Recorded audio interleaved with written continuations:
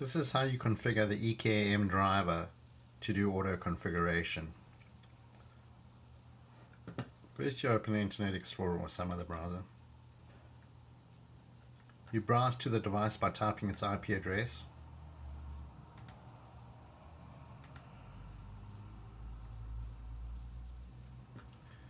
You go Setup, File Transfer, General.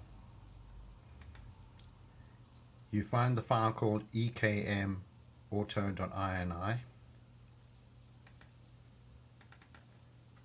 In my case, normally we will supply this to you, but in my case it's in the EKM folder. There it is.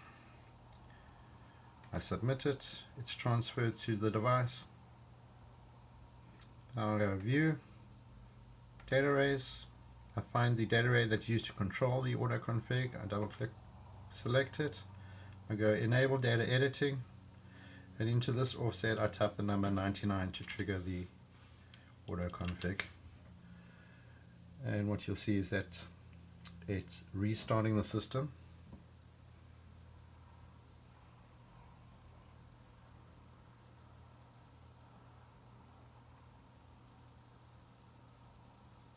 It's restarted.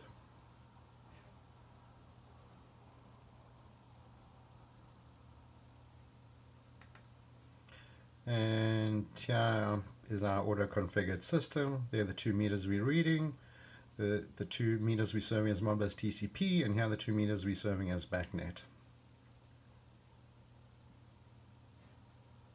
Here are all our objects.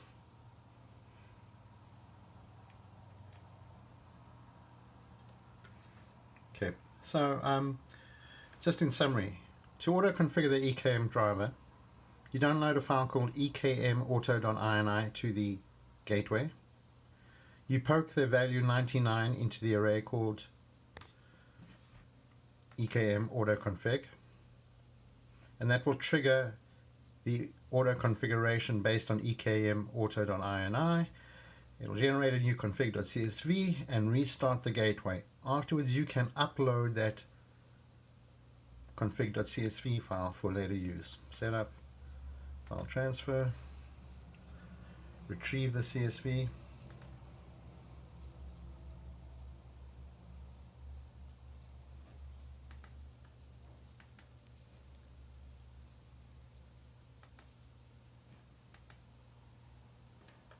here we go.